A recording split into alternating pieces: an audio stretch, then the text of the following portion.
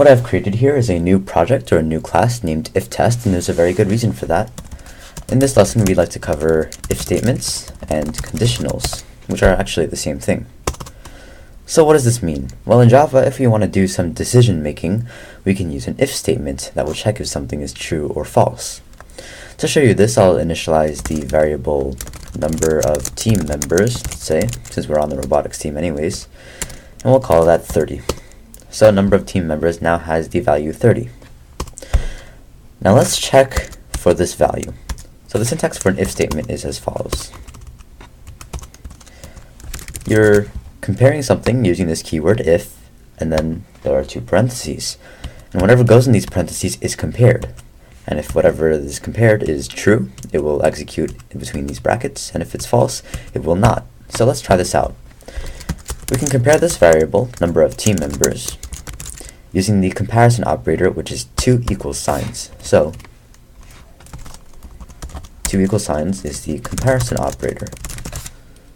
And there are other comparison operators as well, but for now we'll just test for equality. So if number of team members equals 30, let's print something out.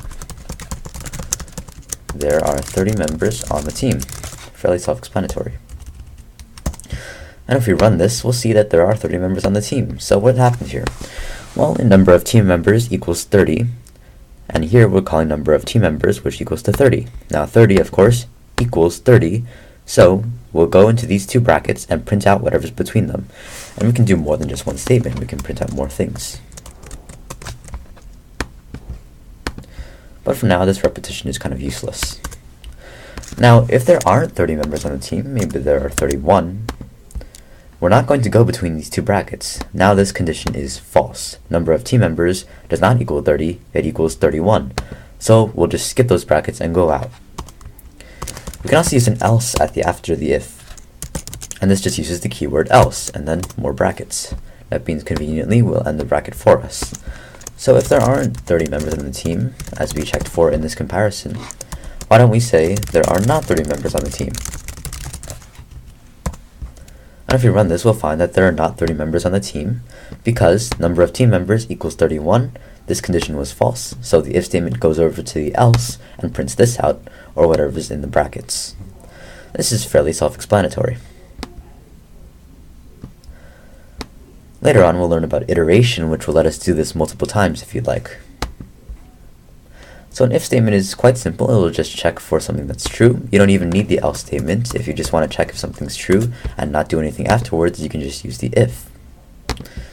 And if we reinitialize this to 30, this condition is again true. It's satisfied.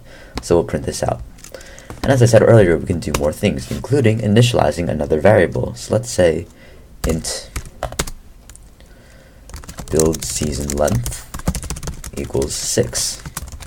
And for documentation, let's put weeks there, because eventually we'll have to get into this habit. Why don't we print out build season length?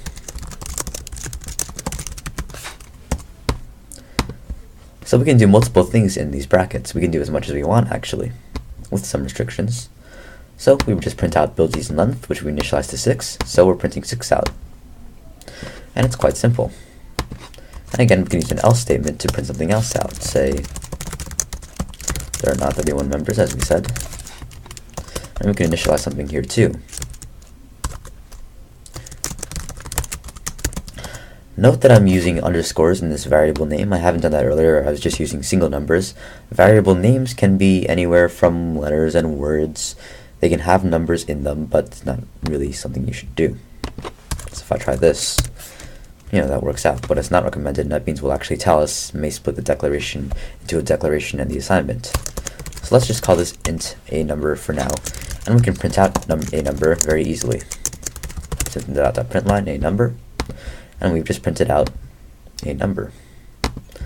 So if we change this back, this condition will be false. We'll go over to the else and print out there are not 31 members, as we said here, and then print out a number, as we said here, which is 30. So now you know how to do some basic decision making with Java, some control structures in the form of an if statement, also known as a conditional.